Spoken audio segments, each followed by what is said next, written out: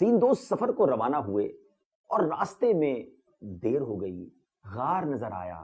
ان تینوں دوستوں نے سوچا کہ کیوں نہ غار میں آرام کر لیا جائے اور پھر صبح کو سفر جاری رکھا جائے۔ پہلے میں آپ کو یہ بتا دوں کہ یہ واقعہ کہاں لکھا ہے۔ یہ واقعہ حدیث کی کتابوں میں موجود ہے، اور یہ واقعہ سرور کائنات نبی آخر الزماں صلی اللہ تعالی علیہ وسلم نے اپنے صحابہ کو سنایا کہ تین دوست سفر پر جا رہے تھے اور انہیں راستے میں آرام کی ضرورت پڑی تو غار میں قیام کیا۔ غار میں سو تو گئے، مگر قسمت نے ایک عجیب مصیبت ان پر ڈال دی، اور مصیبت یہ آئی کہ اس غار کے منہ پر ایک چٹان جو تھی، آج بھی ہم سنتے ہیں لینڈ سلائیڈنگ، پہاڑ کے بڑے بڑے تودے گرتے ہیں، تو اس کیو کے منہ پر ایک چٹان نے آ کر اس غار کو بند کر دیا۔ ناظرین ذرا سوچئے، صدیوں پرانی بات ہے، ٹیلی فون تو تھا نہیں، انٹرنیٹ کا زمانہ نہیں تھا کہ کسی کو اطلاع کر دی جاتی کہ ہم غار کے اندر پھنسے ہوئے ہیں اور یہاں آ کر ہمیں نکالا جائے۔ موت قریب تھی، یہ محسوس ہو رہا تھا کہ شاید اسی کے اندر دب کر، اسی کے اندر قید ہو کر شاید زندگی ہم سے جدا ہو جائے گی، نہ کھانے کو کچھ، نہ پینے کو کچھ۔ اب ان تین دوستوں نے فیصلہ کیا کہ ایسا کرتے ہیں، دعا کرتے ہیں اور اللہ کی بارگاہ میں اپنے کسی نیک عمل کا واسطہ، وسیلہ پیش کرتے ہیں۔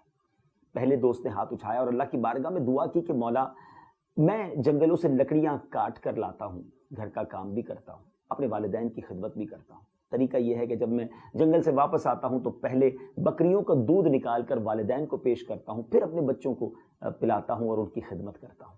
ایک رات ایسا ہوا کہ میں تھوڑا دیر سے واپس آیا تو والدین سو گئے تھے۔ بکریوں کا دودھ نکالا، والدین کی خدمت میں حاضر ہوا، مگر والدین کی آنکھ لگ چکی تھی۔ میں ساری رات اپنے ماں باپ کے سرہانے کھڑا رہا، اور جب تک والدین صبح بیدار نہ ہوئے، انہیں دودھ نہ پلایا، میں نے اپنے بچوں کو بھی نہیں پلایا۔ اے میرے مالک، اگر یہ میں نے کام تیری رضا کے لیے کیا ہے اور اگر یہ عمل تیری بارگاہ میں قبول ہے تو میرے مولا اس مشکل سے ہمیں نکال دے۔ حدیث پاک کے الفاظ ہیں، وہ چٹان جو ہے، وہ بڑا سا جو پتھر ہے، وہ آٹومیٹکلی اس چٹان سے تھوڑا سرک گیا، راستہ تھوڑا سا بنا، مگر اتنا نہیں کہ یہ لوگ باہر نکل سکتے۔ اب دوسرے دوست نے ہاتھ اٹھائے، کہتا یا اللہ، میری ایک کزن ہے اور میں اس سے بڑی محبت کرتا ہوں، میرے ارادے اس کے بارے میں اچھے نہیں تھے۔ ایک بار وہ جو لڑکی تھی میرے پاس آئی اور آ کر اس نے مجھ سے کچھ رقم ادھار مانگی، مصیبت میں تھی، پریشانی میں تھی۔ جب وہ میرے پاس آئی تو میں نے کہا ٹھیک ہے، پیسے تو میں دے دوں گا، مگر تم نے میرے ساتھ یہ غلط کام کرنا ہوگا۔ وہ بیچاری مجبور تھی، پیسے اس نے لیے۔ جب میں اس کے قریب گیا تو اس نے ایک بار اور مجھے کہا کہ خدا سے ڈرو، یہ کام مت کرو۔ اے اللہ، جب اس نے یہ مجھ سے کہا تو مجھ پر تیرا خوف طاری ہو گیا۔ اکیلا تھا، کنٹرول بھی تھا، میں گناہ کر سکتا تھا، مگر میرے مالک اس اکیلے پن میں بھی میں نے تیرے خوف کی بنا پر اس لڑکی کو چھوڑ دیا۔ اے اللہ، اگر یہ کام میں نے تیری رضا کے لیے کیا ہے تو ہمیں اس مصیبت، اس غار سے نکال دے۔ وہ پتھر ناظرین کچھ اور سرک گیا۔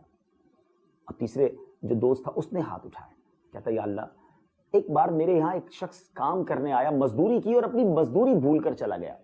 یا اللہ، جب وہ مزدوری بھول کر چلا گیا تو میں نے اس کے پیسے سنبھال کر رکھے، بلکہ اس کو کاروبار میں لگا دیے۔ کاروبار بڑھتا گیا، میرے جانور بڑھتے گئے۔ بہت عرصے کے بعد وہ شخص آیا اور کہتا ہے کہ تمہیں یاد ہے میں تمہارے پاس کام کر کے گیا ہوں اور کچھ رقم میری تمہاری طرف موجود ہے؟ تو اس شخص نے کہا ہاں مجھے تم بالکل یاد ہو، تمہاری امانت موجود ہے، اور یہ جتنا بکریوں کا ریوڑ ہے یہ سب تمہارا ہے، تم لے جاؤ۔ وہ مزدور کہتا ہے کیوں میرے ساتھ مذاق کر رہے ہو؟ یا اللہ، میں نے اسے کہا کہ وہ تمہارا ہی سب کچھ ہے، کیونکہ میں نے تمہارے پیسوں کو کاروبار میں لگایا اور اس سے اتنی برکت ہوئی ہے۔ اے میرے مالک، اگر جو میں نے امانت پراپر لوٹائی، میں نے امانت میں خیانت نہیں کی، یہ عمل تیری رضا کے لیے تھا، تو میرے مولا ہمیں اس غار سے نکال دے۔ نبی پاک علیہ السلام فرماتے ہیں کہ وہ پتھر مزید سرک گیا، اتنا راستہ بن گیا کہ وہ تینوں دوست وہاں سے باہر نکل آئے۔ ناظرین، حدیث پاک کا یہ واقعہ ہم سب کے لیے بہت کچھ درس رکھتا ہے۔ ماں باپ کی خدمت کس قدر نیک عمل ہے، اللہ کو کتنا پسند ہے۔